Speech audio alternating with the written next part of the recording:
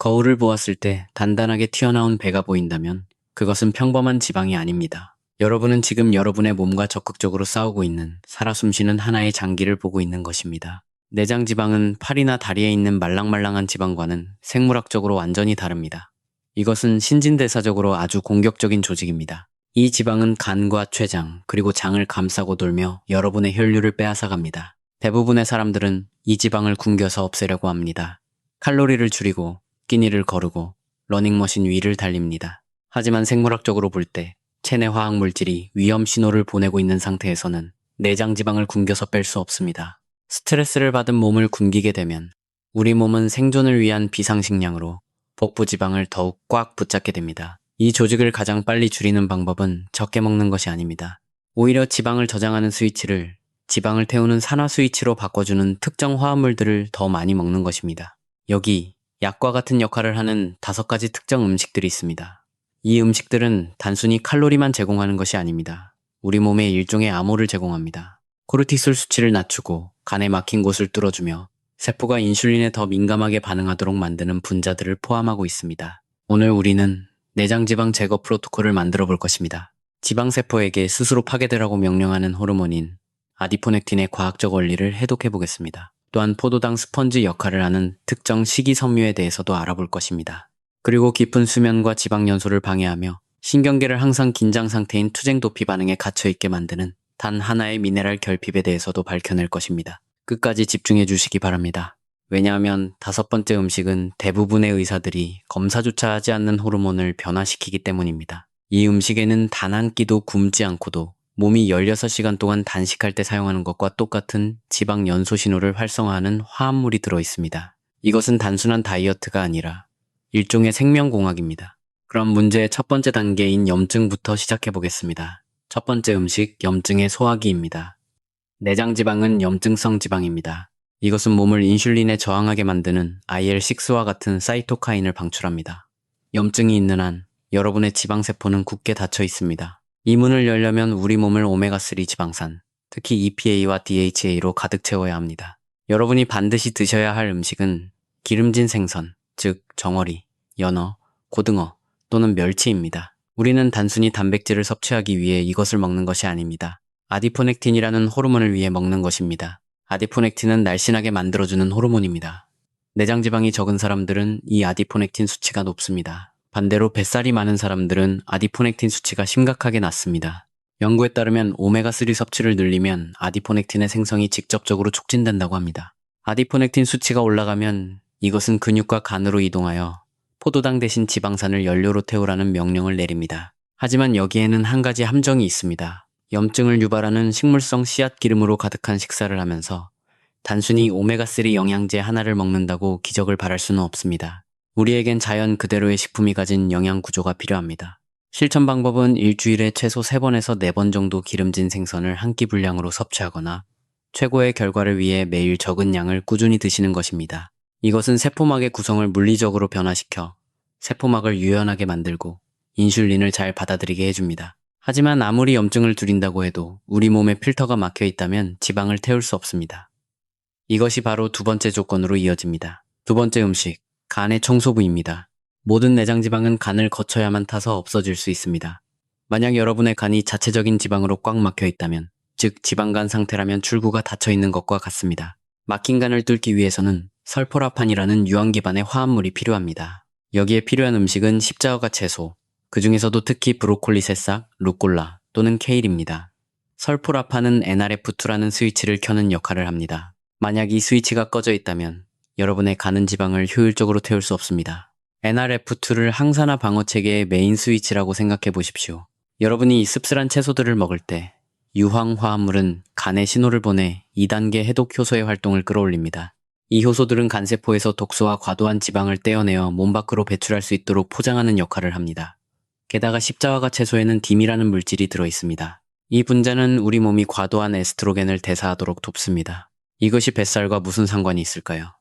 왜냐하면 나쁜 에스트로겐 대사 물질은 복부와 엉덩이에 살이 찌도록 부추기기 때문입니다. 간이 이러한 호르몬들을 청소하도록 도와줌으로써 몸의 지방을 저장하라고 명령하는 호르몬 신호를 차단할 수 있습니다. 하지만 여기에 문제가 하나 있습니다. 간을 청소하고 염증을 줄일 수는 있지만 만약 여러분의 신경계가 계속해서 위험하다고 비명을 지르고 있다면 우리 몸은 단순히 지방 창고를 다시 채워버릴 것입니다. 여러분에게는 스트레스를 멈춰줄 화학적 브레이크가 필요합니다. 세 번째 음식, 코르티솔 브레이크입니다. 높은 코르티솔 수치는 단단한 뱃살을 만드는 주된 원인입니다. 코르티솔은 혈액 속으로 당분을 끌어모으고 그 다음 인슐린이 그 당분을 복부의 지방으로 저장해버립니다. 이것을 막으려면 부신의 작동을 멈추는 스위치 역할을 하는 미네랄, 바로 마그네슘이 필요합니다. 이를 위한 식재료는 페피타스라고도 불리는 호박씨입니다. 호박씨는 지구상에서 마그네슘이 가장 농축된 천연 식재료 중 하나입니다. 마그네슘은 뇌의 가바 수용체에 결합합니다. 가바는 마음을 진정시켜주는 신경 전달 물질입니다. 마그네슘이 부족하면 뇌는 항상 낮은 수준의 불안 상태에 머물게 되고 이로 인해 24시간 내내 코르티솔이 체내로 흘러나오게 됩니다. 4분의 1컵 정도 되는 호박씨 한 줌을 먹으면 스트레스 반응을 가라앉히는 데 필요한 원료를 몸에 제공하게 됩니다. 하지만 여기서 잠깐 멈춰서 여러분의 상태를 확인해 보고 싶습니다. 코르티솔 수치가 높고 마그네슘이 부족하면 종종 특정한 음식을 갈망하는 현상으로 나타납니다. 질문을 하나 드리겠습니다. 스트레스를 받거나 피곤할 때 여러분은 어떤 맛이 가장 당기시나요? 감자칩처럼 짭짤한 맛인가요? 아니면 초콜릿처럼 달콤한 맛인가요? 댓글로 남겨주시기 바랍니다. 짠맛팀이신가요? 단맛팀이신가요? 짠맛을 원한다면 대개 부신피로와 미네랄 부족을 의미합니다. 단맛을 원한다면 인슐린이나 도파민의 문제일 가능성이 높습니다. 자신의 유형을 알면 이 프로토콜을 조율하는 데 도움이 됩니다.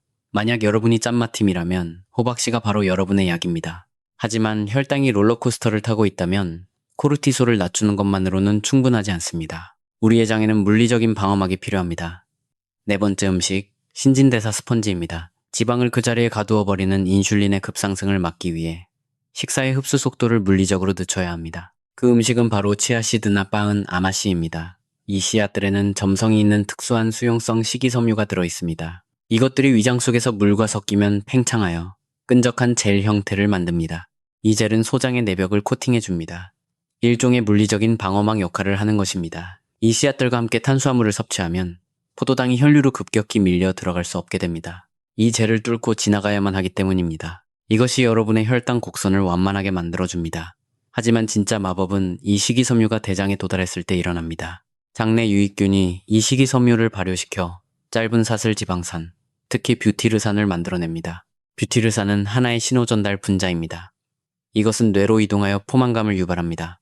또한 간으로 이동하여 인슐린 민감성을 향상시킵니다.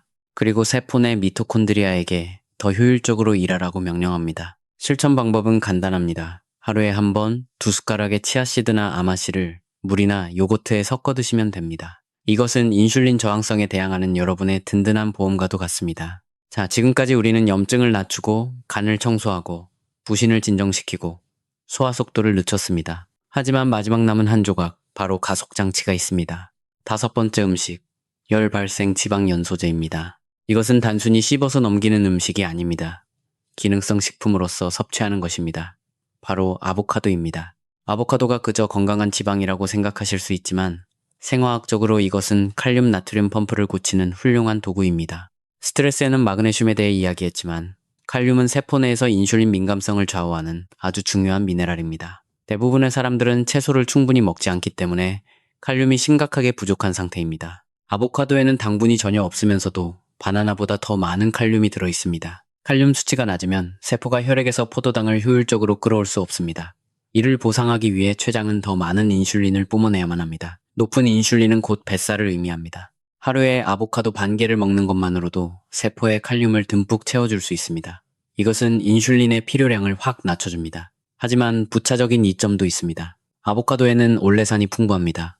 이 특정한 지방산은 소장에서 오이, 즉 올레오일의 타노라마이드라는 호르몬의 분비를 촉발합니다. 오이는 뇌에 직접적인 신호를 보내 음식을 그만 먹고 지방산화를 늘리라고 명령합니다. 끼니를 전혀 거르지 않고도 우리 몸이 16시간 동안 단식할 때 사용하는 것과 똑같은 지방연소 신호를 활성화하는 것입니다. 따라서 아보카도를 먹으면 몸에게 이제 배가 부르다는 물리적 신호를 보내는 동시에 인슐린을 조절하는 세포 펌프를 고치게 되는 것입니다. 이 음식들을 따로따로 챙겨 드실 필요는 없습니다. 진정한 힘은 이 음식들을 조합할 때 나옵니다. 이런 점심 식사를 상상해 보십시오. 아디포넥틴을 위한 연어 필렛 한 조각, 간 해독을 위한 루꼴라와 브로콜리 새싹을 깔고 그 위에 코르티솔 조절을 위한 호박씨를 솔솔 뿌립니다. 식이섬유 방어막을 위해 치아씨드나 오일로 드레싱을 하고 칼륨과 포만감을 위해 아보카도를 곁들입니다. 이것은 단순한 샐러드가 아닙니다. 이것은 생화학적인 개입입니다. 이 식사의 매 한 입은 여러분의 몸의 안전과 효율성이라는 신호를 보내줍니다. 여러분은 지금 염증을 낮추고 있습니다. 신경계를 진정시키고 있습니다. 그리고 해독의 통로를 열어주고 있는 것입니다. 내장지방은 여러분의 성격이나 의지 부족의 탓이 아닙니다. 그것은 염증이 생기고 스트레스를 받으며 인슐린의 저항성을 가진 몸이 보내는 하나의 증상일 뿐입니다. 여러분의 의지만으로는 이 생물학적 현상과 싸울 수 없습니다. 화학적 반응으로 싸워야만 합니다. 아디포넥틴을 높이기 위한 기름진 생선, 간을 청소하기 위한 십자화가 채소, 코르티솔을 억제하기 위한 호박씨, 포도당을 빨아들이는 치아씨드와 아마씨, 칼륨과 인슐린, 민감성을 회복시켜주는 아보카도. 이제 음식을 줄이려는 노력은 그만두십시오. 대신 올바른 데이터를 몸에 채워넣기 시작하십시오. 여러분의 몸은 고장나지 않았습니다. 단지 신호에 반응하고 있을 뿐입니다. 신호를 바꾸면 지방은 우리 몸을 떠날 수밖에 없습니다. 이제 굶는 것을 멈추고 올바른 신호를 보내야 할 때입니다.